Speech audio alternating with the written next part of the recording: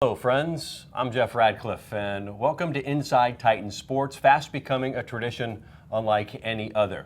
For the next 30 minutes we talk Eastern Florida State College athletics. We're going to make like Danny Willett and master a conversation about golf. It is all golf today as we bring in Ann Gannon, the head coach of the women's golf program, getting its start here this fall. We look forward to that. We'll talk with her in our third segment, but first, a coach unlike any other. Jamie Howell now in his 14th season. Welcome back to the show, sir. Greetings, Jeff. Where are we at in the season here? We're coming off the Barry Buccaneer Invitational, but now it's the big trip to Alabama that we've been talking about all season. Last event of the season, we go to our district championship up in Coleman. We leave this Saturday, practice round Sunday, 36 on Monday, 18 Tuesday. We'll have 10 teams in attendance, top 5 move on to national tournament. And this is the crux of the season. This is, all points have led to this point, correct? At the beginning of the year, we set some goals, and one of them is we want to bring the district championship home. So we've been working toward this for a long time. And if you do well in Alabama, the goal is to get back here to Vieira, Durand, the site of the national tournament. That is, of course, the end goal, but to get there, yes, you have to do well. Every team who's there would like to wear the crown of district champion. And by all means, more goes into this year than just the district tournament because we all want to wind up in Vieira in May. Nice place to be, in May for anybody, but especially for you guys because it is home. Looking forward to it. Probably the biggest challenge we've had all year is to not look at it like a home event. It's going to be a national tournament wherever we play it, and we're preparing for that too, not just to be, quote unquote, the home team at nationals. Currently ranked number 2 in the nation. I know you and I have discussed a lot of number 2, second and third place finishes this year. Are you peaking at the right time now, do you feel? Ask me in a week and I'll know. We've been getting a little better. Miami was a good trip for us, and we got better down there, which was a good thing. And speaking of Miami, it was the Barry Buccaneer Invitational, a third place finish, but let's remind everybody that that is a 4-year institution type of tournament. You're the only 2-year school that was playing in that, and a third place finish is something to really put a feather in the cap, right? We compete with some of the best NCAA Division II teams in the country. Barry's a traditional powerhouse, Nova Southeastern. We have to step up our game when we go down there. And again, the challenge is it's not a matter of who's playing in the field, it's what we do with ours. First tournament in a while, we got better as the tournament went on. This spring, we've started out really well and struggled finishing. Barry, we finished very well and moved up to third that last day, which was really encouraging. Is that one of those things when all season you had just said that we haven't been finishing well, we've done it opposite. What led to that, do you think? Is it the coaching? Is it magic words that you were able to say, hey, let's do this the other way around? If it were, I'd use it a lot earlier than Barry 2 weeks ago. I think a little bit of it is the guys get a belly full of it. Every once in a while, you take a look in the mirror and go, I've worked my butt off. Been out here all year long getting ready for this, and it's time to perform. I'm not going to go backward when we have a chance to go forward. You still have to perform. You have to play, but I believe they grasp basically what's taken place a little bit better, and they manage themselves better. That's a big part of our game right there. Yeah, you were tied for 8th after Monday. What was the feeling like, I guess, going back to the hotel that night? When we looked at the standings, while we were tied for 8th, I believe we were only 13 shots out of first place. And the way we typically look at standings, if you're within 20 shots of the lead and you have a terrific round, you can make up an incredible amount of ground. Sure. So our thought was if we have a really good last day, we can move into the top 5. And that was basically the way we looked at it Monday night at our meeting. Let's talk a little bit individually. Bradley Bawden, Kerry Sweeney continue to lead the pace. But it's also, golfers 3, 4, and 5 that are really bringing their games up. Bawden's played solid all spring. Arguably, he's probably played the most steady for us this spring if you take a look at his finishes. Kerry's game is turning around right now. He went through kind of a dry spell. And the problem with that is the number of people that basically want to talk to Kerry about, hey, what are you doing different this year than last? I don't think anything. I think it's the nature of the beast. The game is hard. Our 3, 4, and 5, Corey Herman, Michael Keymont, Tyler Bennett, we're as strong at the number 5 position as I've been in a long time. That's huge for us because last year we were 1 player short if you took a look at the way our lineup shook out in scoring. This year, we're a smidgen stronger on the deep end of the team, which could be a big difference for us when we get to May. Sure, and it is a team game as you go into Alabama here. Who are some of the teams that have the bullseye either on you, or do you have the bullseye on them? Wallace State has been good this year. They've won a number of tournaments up in that area. You never know with Central Alabama, even though they've had a down year performance-wise, you can't count them out. Darton State played well this spring. They won 2 tournaments in a row in their home area. So it'll be good that we're all getting together at the same time. It's spring. Everybody's been playing and practicing a lot. I don't think you rule anybody out. How do you have to finish in order to advance? What is the goal there? Top 5 teams in our district advance on. And how many teams are there? There are 10. Okay. There are 10. So half the field is going to make it through each district. And again, you just don't want to be the 4th place team or the 3rd place team. You want to come home with a trophy. That's what we're after right there. And some great coaches, I think, have said pressure is a privilege. Has there been pressure knowing that the Nationals are here to be able to make that and make a run? And again, the biggest pressure has been not focusing on the Nationals every single day, not worrying about what's coming down the road in May. It's more about let's prepare for what's coming next on our schedule. That's probably been the area. I was talking to Mark Dakotas earlier. If anything, the guys are probably a little antsy. They want to get on with this. It's toward the end of the semester school-wise. They're busy getting ready for finals. When we go up for our district tournament next week, the week we get back, they're taking final exams. There's a lot on their plate. And at the same time, in the back of their mind, they know what's coming. And part of my job is, gentlemen, let's take care of today. Tomorrow's coming soon enough. Is it all about the start or all about the finish here this week? If you had your druthers, would you want to get out to a quick start to put some teams behind you? Or I'm sure if you had your druthers, it would be both. But where do you feel your team's strength lie in that regard as far as that mental game? I would like to see us start really well and then finish it, as opposed to hang on or struggle. Because in the fall, we won 2 events and we had pretty good leads early, and we hung on to them. So our capability is obvious. We can flat out play golf, and we have to put it together. I would love to see the guys go out and play the way they're capable of. Not perfect, but just play well and put some distance between themselves and the 2nd and 3rd place teams, and then go out the 3rd round and do the exact same thing. Because it's my thinking of, if you get a little bit of a taste of that, like, oh my goodness, we can do this, that will perpetuate itself. And again, my job would be, all right, boys, you've done this once. It doesn't guarantee where we're going, but feed off of that. That tells you how good you could be. Again, it's the NJCAA District 4 Region Championships going on in Alabama this weekend, and the season will culminate May 17th through the 20th at Duran, which is right over in Vieira. A lot of signs up getting ready to promote this event, which is going to be huge for our area, of course. Can you stick around another segment? Happy to. We will do that. We will talk maybe a little Masters, but also get you informed and educated about the youth golf camp, very 24th annual, I believe. That is coming up. We'll talk about that on the other side of the break on Inside Titan Sports. Eastern Florida State College. This is where you discover new opportunities, where you pursue your dreams, and careers take flight. Apply now for new bachelor and associate degree programs in business, healthcare, computer technology, and other growing fields. Eastern Florida, where Titans rise. Apply today. Welcome back to Inside Titan Sports. I'm Jeff Radcliffe, and we turn our attention now to the P.J. Wilson and Henry Scott Youth Golf Camp, now going to be making its 24th year, right? I mean, that's been around for a while, and it continues to get better and better. It has. It's a mainstay in the county. We've had a lot of young folks from not only in the county but out of the county attend this event, and it's on our calendar every year. It's at the Fred Gay Golf Academy. It's not just a scout for future players, right? But it is a community event to really teach the youngsters about golf. Because I think since Tiger Woods has been gone, I mean, you want to get kids interested in the game at a young age. Hey, it's fun, it's social. Let's not write Tiger off yet. He's still around, maybe. Okay. But at the same the time, phenomenon though is over, right? I don't know. If he comes back and plays well, it would come cascading right back. Okay. If he plays well, he moves the meter. And the golf world's waiting to see if that's going to happen again too. If you ask young folks today who Tiger Woods is, most of them are going to tell you. Can they identify a Ricky Fowler or a Bubba Watson? I'd be curious to see that, but they all know Tiger still. So don't write him off yet. He still has some time. I haven't. Sorry, Tiger. Former Islesworth resident in Orlando. That said, did you see that rise? Back 10, 15 years ago when Tiger was making that prominence. Did you see the interest in the 3, 4, 5, 6-year-olds really picking up the game? You saw a lot more activity from different stretches of youth. There were different folks starting to play some golf, learning more about it. And at the very least, the golf world took a good look at that and said, we need to get on board with this, because if you just left it to their own devices, that we would have lost too many.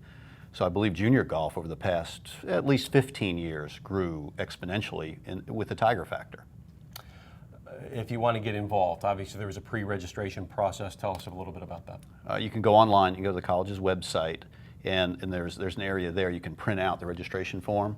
It's open to children ages 10 through 17. There's some criteria we look for there. We've never turned anybody away. We typically top off the camp at 80, but we're not going to be the camp that turns somebody away who wants to attend it. We just ask folks register in advance so we can prepare. And what is the main, focus when you have, and I'm sure a lot of these kids come in have never had experienced the game. Well, what's the first lesson you want to teach them? Golf's different. It's different than baseball, basketball, football, and some of the demands on how we act, how we behave. There's using some old terms, there's a model of decorum that golfers basically adhere to. We use the term etiquette, and we try to help them recognize golf just demands a little bit different behavior from them. And one of the neat things about golf is normally you're going to have folks our age out there watching younger people, and it's not beneath the older folks to speak up and say, hey, come over here, we'll help you with that. It's quite a bit different, I think, than how it adheres to some history and tradition. Speaking of history, tell me about the history of this event and how it came about. Years ago, Henry Scott was a long-time educator in our county who was also a golf professional and loved golf. P.J. Wilson, a black man in our community like Henry, came up in a time when black men didn't get the opportunity to play professional golf. And it never stopped them from attempting not only to give back to the game, but to nurture the game, but to invite young folks to take part. Henry and PJ touched more young people in a positive way when it came to introducing them to golf and motivating them to follow more golf. I have a personal history with both. PJ Wilson taught my wife when she was a teenager, and when I was a 12-year-old putting one day at then Harbor City, I was on a putting green all by myself, and Henry Scott and two other guys were on the first tee, and basically, some big guy, hey kid, you want to play? I had no idea who he was talking to, and that was my introduction to Henry Scott. So years later, the least we can do is carry on what they began. And again, Jamie, you said 80 youth participants there, but one may leave with something a little more than just a golf lesson, right? The camp is 2 weeks long, and over the course of those 2 weeks, some of them are going to excel above and beyond just hitting golf balls. And they not only show an aptitude for golf, but they show an aptitude for the game. They talk to us about their academic background, some plans they may have for the future. And at the end of the 2 weeks, we recognize one of those attendees with a scholarship to come to Eastern Florida State College. Tuition fees and books, their first 2 years of college taken care of. Again, it is the P.J. Wilson and Henry Scott Youth Golf Camp coming your way June 13th through the 23rd, 10 days of golf tutelage, if you will. Make sure you get pre-registered. If you would like to have more information, you can visit the website, the school's website, the athletics website at EFSCTitans.com. Again, it will be held on the Cocoa campus at the Fred Gay Golf Academy. Now let's turn our attention, as golf fans, the Masters. Your take on Jordan Spieth's collapse, number one, but we've got a first European champion in what, 10, 15 years? Yeah, I'd say the last English winner was Faldo, I believe, back in '96. First European winner, I think, since '99. Jordan Spieth, I don't like train wrecks. It's painful to watch that happen to somebody. There's no joy in seeing that happen. I watched it through the 16th hole when he missed the putt for birdie. Things can change after that, but you could just see that the air was taken out of his sails. The other side of that, you could take that same tape and watch him, and never once did he lose his composure. Never once did he do anything that, what we talked about earlier, didn't meet the expectations of golf. He acted like a man the whole time. He took an incredibly sour pill and swallowed it and moved on, and you never really noticed it. You can use that with your players today. Say, gentlemen, ladies, take a look at what this man did right here. Take a look at what happened to him in front of the golfing world, and he handled it incredibly. And you mold young golf players all the time, of that age as well. What is your opinion on the ability to bounce back? You saw a lot of tweets and a lot of comparisons to Greg Norman. Is that his path? Because it's going to be really hard to come back here in the coming weeks and get back on the horse, as it were. Maybe in the coming weeks I could see that, but I believe Jordan Spieth is 22 years old. He's got a future in front of him that's as bright as can be. I don't think we've seen the last of Jordan Spieth. I think his world is incredibly bright. What he's shown for the past 3 years on the PGA Tour has been nothing but incredible to watch, so why wouldn't it go the same way? I think he'll be just fine. He's not the first, and of course it's magnified because it's the Masters. Not the first golfer to have a lead of 5 strokes going into the final, make the turn, the final turn, and then lose it. It has happened throughout golf, and that's what makes the game great, is that drama that gets built. You don't know how it's going to play out. And again, you talk to the guys about that, gentlemen. You play until the last putt hold, and then let the chips fall where they may. Jamie Howell, appreciate talking golf as always. Best of luck this weekend in Alabama. Thank you. When we come back, we continue the golf conversation to the newest program on campus, the women's golf program. Ann Gannon sits next to me next on Inside Titan Sports.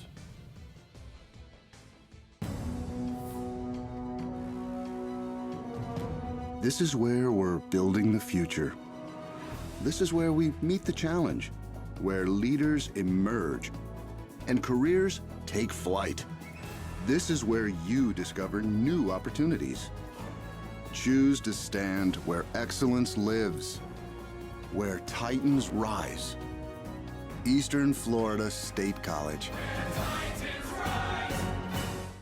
Welcome back to Inside Titan Sports. I'm your host, Jeff Radcliffe, and for our final segment, we keep on the golf theme, and we welcome in for the second time during our run. Finally get to see again Ann Gannon and assistant women's golf coach Margaret Lazarus. Welcome. Hi. Where are we at in the program? Because right now, last time we talked, it's okay. We got to get this thing started. You guys you start this program together, and where are we at? I guess that's the easiest way to ask. Well, we're in a really good position. We're very happy with where we are right now. We have 6 girls coming to join our program starting August 1st, and they are very excited, ready to go. They're starting to gear up for their summer schedules, and I think they're all very much looking forward to being the inaugural team of Eastern Florida State College. Margaret, what's it been like for you trying to sell the program really to some what we hope are going to be some fantastic golfers and fantastic students? It's really been exciting. You know, the whole idea of ordering all the equipment, getting an apartment for the girls, meeting all the parents and meeting the girls and talking what their ambition is and what they want to contribute to as a team. Talk about some of the when we last talked to you, you didn't have any plans. Now you got a pretty good compliment, and We do. A couple of local signings too. Yes, we have majority of Florida teams so far. We have Lauren Holder coming to us out of Lake Nona. Her sister plays for UCF and is a standout player there, so she's very excited to have her own team to start, a little bit of bragging rights with her sister, okay. So we're very excited about that.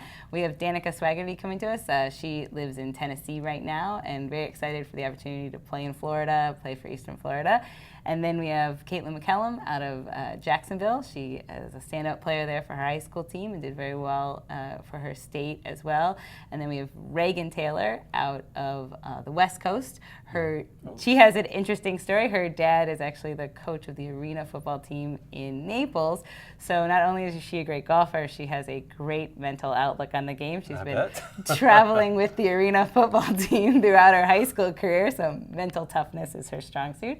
And then we have Taylor Morgan out of South Florida, who has a standout junior player down there and very excited about the opportunity of staying in Florida to play. What have the last 6 or 7 months, been like in trying to draw recruits here, and how easy or hard is it to sell? I don't think it's been real hard. The girls that come to us and the girls we're looking for want that smaller campus feel that Eastern gives them, and the support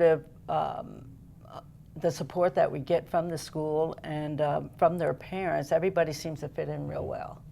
As far as time management for you, you're an accounting professor, right? So not only were you're trying to run this program and get it started, in the fall you're doing all of that, right? Yes. You just tack on. Now we have game. Now we have meet, places to. But I think it'll be a really good fit. I've built some great relationships with the other coaches this year, having a lot of their players in my classes. So I think that has helped in. Then when you have a question on recruiting or a question on how you do things, they're happy to lend a hand because they already know me from dealing with their players. So I think it's been helpful in that sense to have already been on campus, Sure. And to also know the faculty as well. Margaret, how about a little bit about your background? We didn't get to have you on the show in the fall. What brings you to Eastern Florida here? Ann and I have been friends for a long time, and she knows I have a military background, but I also I've worked a lot of freelance kind of stuff and independent. So the wrath of Margaret is always there. That we hope. Star Trek 2. Yes. Okay. that it'll be the side where the girls, to keep them keep them under control, and Ann will be the instructor, and I'll be the one that, okay, girls, it's time to get going. Or All right, so this is not going to be bad cop, good cop. We're kind of going for good cop, Okay, bad cop, okay, and the girls all right. know it. You know, Yeah, they do. When you look for an assistant to add to the program, Yes. you know, one thing I looked for was someone who's been through it before, and not just from a coaching standpoint, but you know, we're also dealing with 18-year-old girls, and so one thing that Margaret has is she's raised, you know, 3 children through the college years, and so it's a good complement to, you know, my knowledge of golf. And not that Margaret doesn't also know golf, but it helps that she also knows the mind of an 18-year-old. So you're in the Marines, in the Yes. Army, structure, discipline, that translates to the golf course very, very well. I mean, a lot of it is internal and mental, but then you get the team aspect. What are the benefits of having that to fall back on, I guess, as experience? I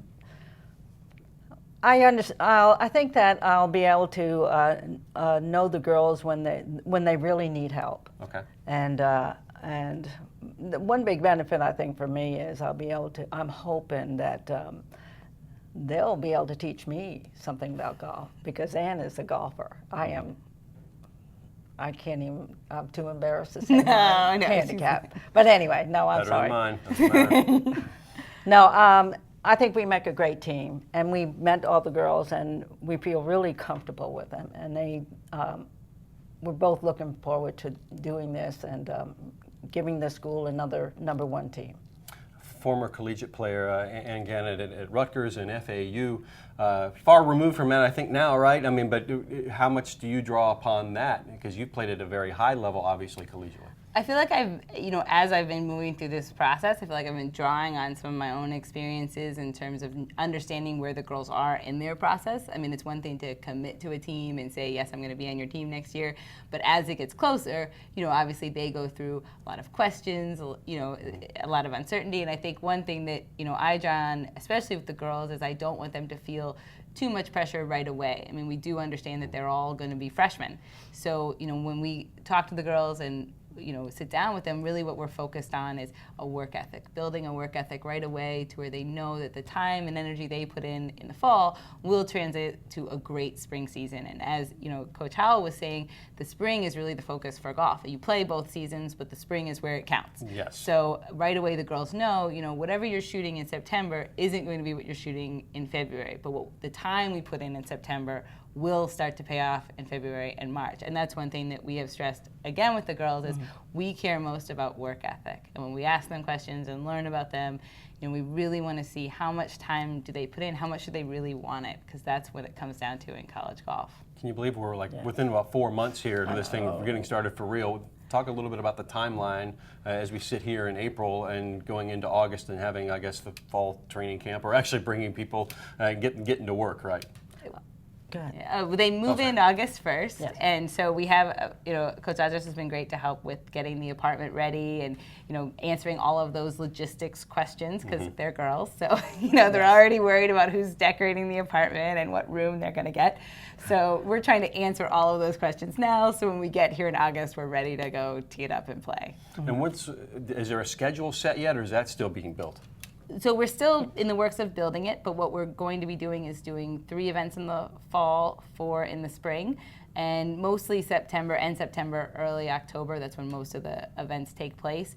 But again, the focus is the spring. We're going to get them, on a conditioning schedule and on a practice schedule. So, what they shoot in the fall is important, but it's really all building for what they do in the spring. Awesome. Great to hear. Well, Ann Gannon, the head coach, assistant coach Margaret Lazarus, thank you so much for joining us here today, and best of luck throughout the summer and putting the finishing touches, the bow tie on this first ever women's golf team at Eastern Florida State College. And with that, it's all the time we have on this Masters edition, I guess we can call it, of Inside Titan Sports. For all the information on what's going on in baseball and softball, you can check out the school's website at www.efsctitans.com, or better yet, join us each and every week here on Inside Titan Sports on WEFS TV and online as well. So for all my guests, I'm Jeff Radcliffe saying so long and go Titans.